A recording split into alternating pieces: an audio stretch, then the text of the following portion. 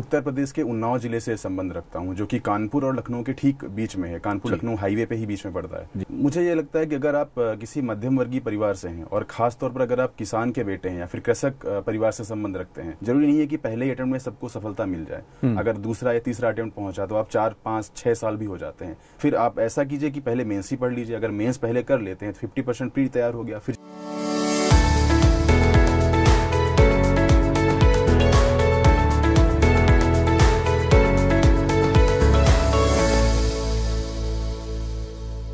सफलता की खास बात एक यह होती है कि वह मेहनत करने वालों पर फिदा हो जाती है। नमस्कार, आदाब, सत श्री अकाल।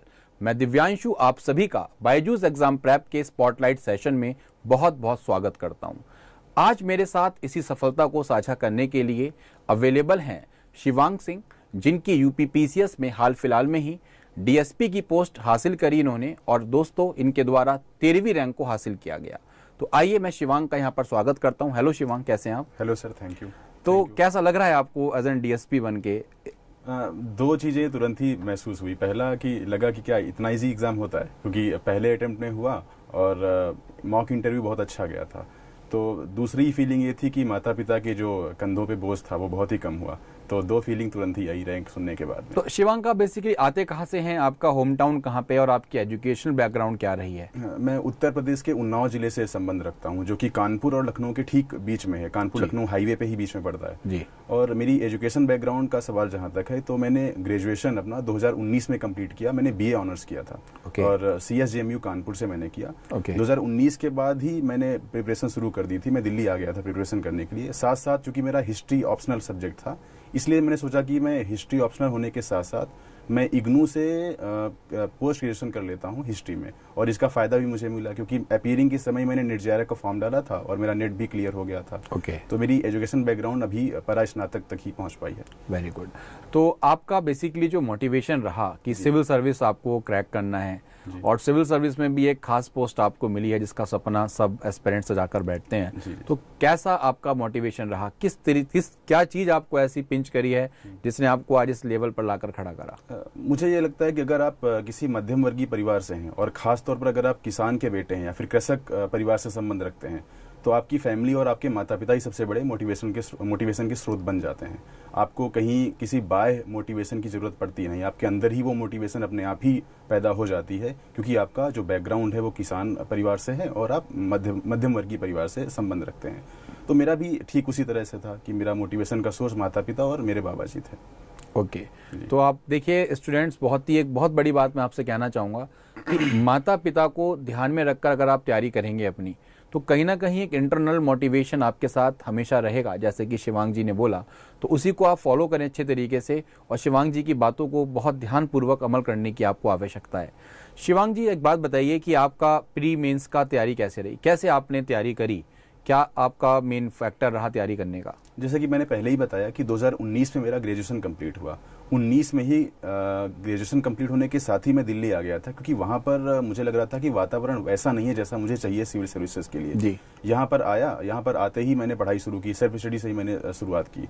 उसके साथ ही मैंने प्रीलिम्स में सबसे पहले फोकस किया, क्योंकि PY के ऊपर, प्रीवियस ईयर क्वेश्चंस पर। उससे मुझे 2 फायदे मिले। पहला, मुझे एग्जाम का ट्रेंड समझ में आ गया, और जो बहुत सारे लगभग 10 से 15 क्वेश्चन जो एग्जैक्ट रिपीट हो जाते हैं उनमें मुझे एज मिल गया। ये 2 मेरे प्रीलिम्स में की थे तैयारी करने के। और साथ में कुछ जो बेसिक बुक्स हैं जो सभी एस्पिरेंट लगभग जानते हैं, लक्ष्मीकांत, स्पेक्ट्रम एक्सेट्रा। इसके अलावा मेंस में जहां तक मैं बात करूं, तो मेंस में मैंने सबसे ज्यादा फोकस किया अपने ऑप्शनल पे। क्योंकि मेरा ग्रेजुएशन में एंशिएंट हिस्ट्री सब्जेक्ट था, PG मैंने हिस्ट्री से ही किया, नेट JRF उस समय हो चुका था हिस्ट्री में।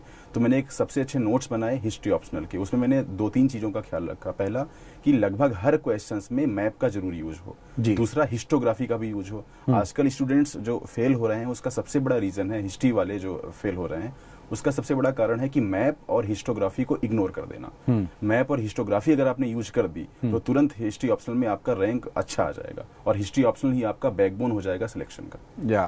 तो एक बात मैं आपसे कहना चाहूंगा, जैसे बहुत सारे स्टूडेंट्स क्या करते हैं, जैसे ग्रेजुएशन में उनका सब्जेक्ट कुछ और है, वो चूज करते हैं कोई और ऑप्शनल। तो एज एन हिस्ट्री ऑप्शनल आप कैसा सजेस्ट करेंगे उन बच्चों के लिए जिनका हिस्ट्री का भी बैकग्राउंड नहीं रहा और वो ऑप्शनल के तौर पर हिस्ट्री लेना चाहते हैं? देखिए, ऑप्शनल को सिलेक्ट करने के लिए या ऑप्शनल को चूज करने के लिए सबसे बड़ा जो रोल होता है, सबसे बड़ा पैरामीटर है आपकी इंटरेस्ट का। और आप अगर ये देख लेते हैं कि किसी एक XYZ सब्जेक्ट में आपका इंटरेस्ट बहुत ज़्यादा है, क्योंकि वो सब्जेक्ट आपको 2-3 साल लगातार पढ़ना है, क्या वो ऐसा विषय है जिसको आप पढ़ करके अच्छा महसूस भी कर रहे हैं? सिर्फ एग्जाम तो दूर की बात, आप क्या अच्छा उसको पढ़ करके अच्छा महसूस भी कर रहे हैं क्या? क्योंकि जरूरी नहीं है कि पहले ही अटेम्प्ट में सबको सफलता मिल जाए। अगर दूसरा या तीसरा अटेम्प्ट पहुंचा तो आप 4, 5, 6 साल भी हो जाते हैं। 6 साल तक, 7 साल तक क्या लगातार एक विषय से जुड़ करके आप रह पाते हैं? अगर ऐसा है तो आपका अगर एजुकेशन बैकग्राउंड या फिर ग्रेजुएशन में कोई दूसरा सब्जेक्ट है और आप देख ले जाते हैं कि आपकी रुचि किसी विषय में है, उसकी सफलता दर अच्छी है, उसके टीचर्स और उसका कंटेंट भी अच्छा है, तो आप बिल्कुल कोई दूसरा सब्जेक्ट भी ले सकते हैं जो आपका ग्रेजुएशन में नहीं रहा है। उदाहरण के तौर पर इतिहास का मैं एग्जांपल ले सकता हूं कि मेरा भी एक दोस्त है जिसका ग्रेजुएशन में उसने एक्चुअली बीटेक उसने किया था, उसके बावजूद उसने इतिहास विषय लिया और आज वो डिप्टी जेलर के पद पर वो भी चयनित हुए हैं। ओके, तो इतिहास की अगर हम बात करें आपसे, तो इतिहास के ऑप्शनल की तैयारी के लिए और प्री की जो तैयारी होती है उसमें किस तरीके की, और मेंस की भी हम बात करें, तीनों लेवल की इंटीग्रेटेड बात करते हैं, तो क्या किताबें कॉमन होती हैं या कुछ आप एस्पिरेंट्स को बताएंगे कि और आपको प्रतिभाग करने की आवश्यकता है? जी नहीं, जो इतिहास का वैकल्पिक विषय अगर आप पूछ रहे हैं तो इतिहास का सबसे बड़ा योगदान हो जाता है प्रीलिम्स में। प्रीलिम्स में 20 से 25 क्वेश्चन जो इतिहास से आते हैं। एक वैकल्पिक विषय का जो छात्र है वो दूसरों की तुलना में एज ले जाता है उसमें प्रीलिम्स में।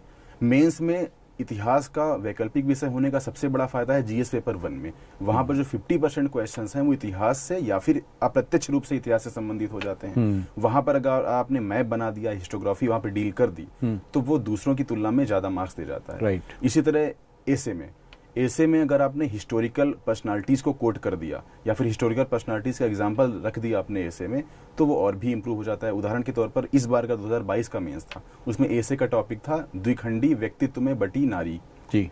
तो उसमें मैंने हिस्टोरिकल बैकग्राउंड यानी पूरा पाषाण काल से लेकर के आज 2022 तक के सारे पीरियड को कोट करते हुए कि देखिए पूरा पाषाण काल में कैसे द्विखंडी व्यक्तित्व के बीच में नारी बटी थी, फिर उसके बाद हड़प्पा में क्या था, फिर वैदिक एज में क्या था, महाजनपद में क्या था। इसी तरह मैं मेरा पूरा ऐसे हिस्ट्री पे ही बेस्ड था। हिस्ट्री से लेकर करेंट तक मैंने एग्जाम्पल दिए। तो काफी आपको मतलब एज मिला इससे हिस्ट्री सब्जेक्ट को। जी, इतिहास वैकल्पिक विषय ही मेरा एक्चुअली सफलता का सबसे बड़ा जो की पॉइंट था वो इतिहास वैकल्पिक विषय था। ओके, तो बेसिकली मैं आपसे एक बात, अमूमन स्टूडेंट्स के हमारे क्वेश्चंस होते हैं कि प्री मेंस और इंटरव्यू की तैयारी होती है जैसे, तो कुछ बच्चे क्या करते हैं कि वो पहले प्री फोकस रखते हैं कि प्री हो जाएगा चलो अब मेंस देंगे, अब मेंस हो जाएगा फिर हम इंटरव्यू देंगे। तो क्या ये अप्रोच सही है या फिर इंटीग्रेटेड अप्रोच के साथ स्टूडेंट्स को पढ़ना सही रहता है? ये अप्रोच सिर्फ उनके लिए सही है जो असफल होना चाहते हैं। बिल्कुल उनके लिए सही है।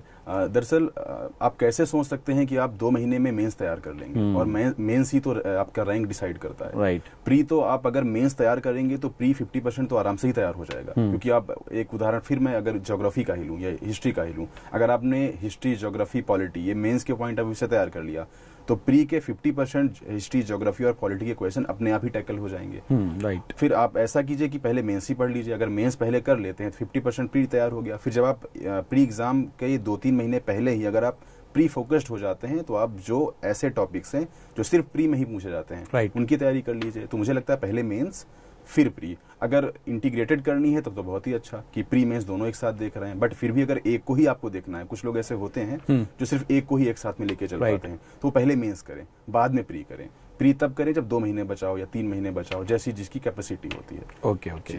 तो प्री स्पेसिफिक अगर हम देखें तो प्री के लिए क्या चीज ऐसा स्पेशल पढ़ा जाए कि प्री बहुत आसानी से क्लियर हो सके? कौन से बुक्स का रोल सबसे ज्यादा देखने को मिलता है? और एक और यहाँ पर मैं प्रश्न ऐड करना चाहूंगा कि प्रीवियस ईयर क्वेश्चंस की क्या महत्ता है?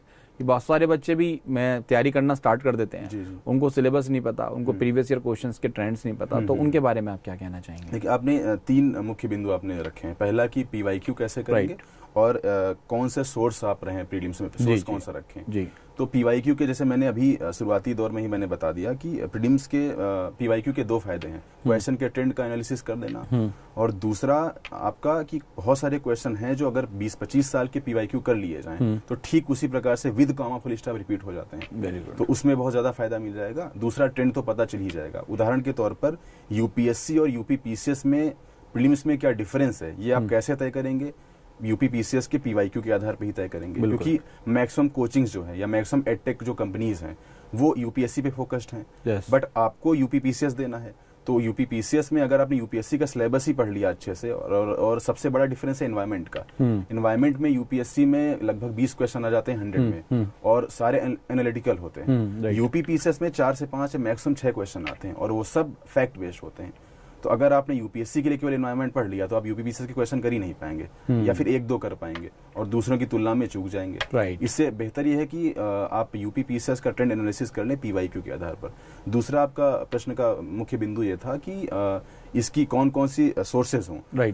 तो घटना चक्र का जो पूर्वावलोकन है जी, जो सारी सब्जेक्ट का पीवाईक्यू कंपाइल करता है, वो सबसे अच्छा मुझे लगता है। मैंने ये किया था, और सबका सोर्स अलग अलग भी हो सकता है, ऐसा नहीं क्योंकि गोल एक है बट रास्ते बहुत सारे हैं, सबके अलग अलग हो सकते हैं। तो मैंने घटना चक्र की थी, मैंने 3 विषयों की मेनली की थी, इतिहास, भूगोल और विज्ञान। इन तीनों में भी अगर मुझे कैटेगराइजेशन करने को कहा जाए कि कौन सा सबसे ज्यादा इंपॉर्टेंट है, वो है साइंस। साइंस ही एकमात्र ऐसा सब्जेक्ट है जिसके 99% क्वेश्चन घटना चक्र से रिपीट हो जाते हैं, यानी पीवाईक्यू से रिपीट हो जाते हैं। फिर उसके बाद ज्योग्राफी का नंबर आता है, फिर हिस्ट्री में मैंने देखा है 2-3 सालों में कि घटना चक्र के अलावा कुछ अलग से नए क्वेश्चन वो डाल रहे हैं जी। तो ये 3 विषय तो घटना चक्र से करने चाहिए।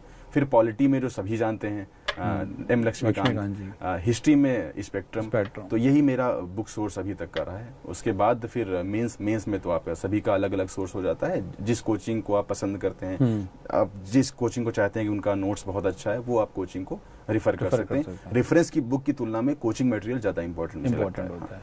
देखिए स्टूडेंट्स, यहाँ पर जैसे कि शिवांक ने बोला है कि प्रीवियस ईयर क्वेश्चन पेपर्स आप लोगों के लिए बहुत इंपॉर्टेंट रोल प्ले करते हैं, तो उस पर बिल्कुल 100% फोकस रखें।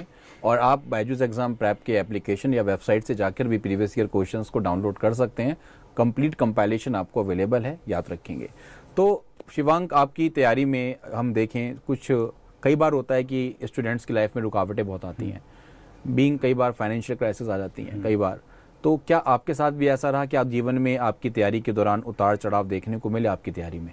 जी, अगर मैं अपनी जर्नी की बात करूं तो मेरी ये 3 या चौथा साल है। 4 साल की, अगर 4 साल पूरा मान भी लें तो 4 साल की जर्नी है। तो मैं उन सौभाग्यशाली पुत्रों में से हूँ जिनके माता पिता ने ये क्राइसिस नहीं आने दी कभी भी, कि फाइनेंशियल क्राइसिस नहीं आने दी, इंस्पाइट ऑफ कि वो एक कृषि कार्य भी करते थे और किसान ही हैं मेरे माता पिता, और मेरे बाबा भी किसान ही हैं, और मेरे बाबा और पिताजी दोनों मिल करके ही खेती करते हैं। अच्छा। लेकिन इसके बावजूद भी दिल्ली में आकर के कभी भी महसूस उन्होंने नहीं होने दिया। एक्चुअल में अभी मैं समझ पाता हूँ कि प्रॉब्लम कभी न कभी होती रही होगी, क्योंकि एक एग्रीकल्चर एक ऐसा बैकग्राउंड है जहाँ पर अनसर्टेनिटी बहुत है, खासकर इनकम के पॉइंट ऑफ व्यू से अगर हम देखें तो। लेकिन अब ये महसूस जरूर होता है, लेकिन उस समय कभी महसूस नहीं होने दिया। तो ये सबसे बड़ा योगदान अगर माता पिता का है तो ये कि फाइनेंशियल क्राइसिस कभी आने ही नहीं दी। ओके। तो माँ बाप का जो योगदान आप देख रहे हैं, और उसमें क्या आपके परिवार का भी योगदान में, परिवार में और सदस्य भी होंगे, उनका भी कुछ योगदान रहा? जी बिल्कुल, बहुत बड़ा योगदान, क्योंकि अभी भी मेरी जो फैमिली है वो ट्रेडिशनल रूरल फैमिली है, कि अभी भी जॉइंट फैमिली है, 60 से 70 लोग हैं फैमिली में, और जब फेस्टिवल में इकट्ठा होते हैं तो एक ही जगह खाना बनता है। तो इसका बहुत बड़ा योगदान है कि सबकी का एक सर्टेन स्पेसिफिक एरिया है। जैसे कि एक मेरे चाचा जी हैं, उन्होंने PhD कंप्लीट की अभी 2 साल पहले ही। तो जब मैं इंटरव्यू के लिए जा रहा था तो मुझे उन्नाव के बारे में जानकारी चाहिए थी, तो उनकी जो रिसर्च थी वो उन्नाव पे ही थी। उन्नाव में जो लेदर इंडस्ट्री है उस पे उनकी रिसर्च थी, और वो देश के पहले व्यक्ति थे जिन्होंने उन्नाव की टेनरियों पे रिसर्च किया। Very good. तो उनकी जो रिसर्च पब्लिश हुई थी न्यूज़पेपर पे या फिर वेरियस पब्लिकेशंस पे, उनसे मैंने उन्नाव के पोल्यूशन पे सारे जो की पॉइंट हैं मैंने कलेक्ट किए, और संयोग से वो क्वेश्चन वहाँ पे पूछे भी गए पोल्यूशन के ऊपर। तो मैंने उनके द्वारा जो पॉइंट मैंने प्राप्त किए थे वो मैंने वहीं पे रखे, तो उसका बहुत फायदा मिला। तो पढ़ाई के साथ साथ 2 तरह के रोल होते हैं परिवार के, एक एक्टिव रोल, एक पैसिव रोल। एक्टिव रोल का मतलब अगर कोई आपकी पढ़ाई में आगे बढ़ करके आपको पार्टिसिपेट करे, आपको प्रोत्साहित करे। एक होता है पैसिव रोल, जो मेरे माता पिता का था, क्योंकि वो नहीं जानते, इवन माता पिता ये तक नहीं जानते थे कि IAS PCS में क्या बड़ा होता है, क्या छोटा, PCS में कौन सी रैंक पे कौन सी पोस्ट मिलती है, उनको नहीं पता। तो यहाँ पर उनका पैसिव रोल काम आया, कि उन्होंने वो नहीं जानते थे। इसका ये फायदा हुआ कि उन्होंने कभी भी मुझे ऐसा नहीं महसूस होने दिया कि अभी बहुत साल हो गए हैं, काफ़ी अटेम्प्ट हो गए हैं, या फिर पहला अटेम्प्ट है या दूसरा अटेम्प्ट है। उनको पता ही नहीं था कौन सा अटेम्प्ट है, पहला है, दूसरा है, मैं UPSC कर रहा हूँ या इस बार UP PCS अटेम्प्ट कर रहा हूँ, या फिर कौन सा स्टेट PCS अटेम्प्ट कर रहा हूँ। तो बिल्कुल जो परिवार की तरफ से एक प्रेशर होता है वो बिल्कुल आने नहीं दिया। ये एक पैसिव रोल है कि कुछ अगर नहीं पता है उसका भी फायदा मिल रहा है कि जब पता ही नहीं है तो प्रेशर भी नहीं है उस तरह जी, से exactly. कि अब कर ही लेंगे, गए हैं तो ऐसा था। क्या कहना चाहेंगे जिससे हमारा जो एस्पिरेंट्स हैं, प्रतिभागी हैं, वो आपके इन विचारों से मोटिवेटेड हों और अब थ्रू आउट दी अपनी प्रिपरेशन में उस चीज़ को अपनाने की कोशिश करें? जी, मैं जो एस्पिरेंट्स हैं उनको मैं यही मेरा पहला संदेश है कि आप तैयारी इस तरह से शुरू कीजिए कि पहली जो अटेम्प्ट हो आपका वो सबसे एनर्जेटिक होना चाहिए।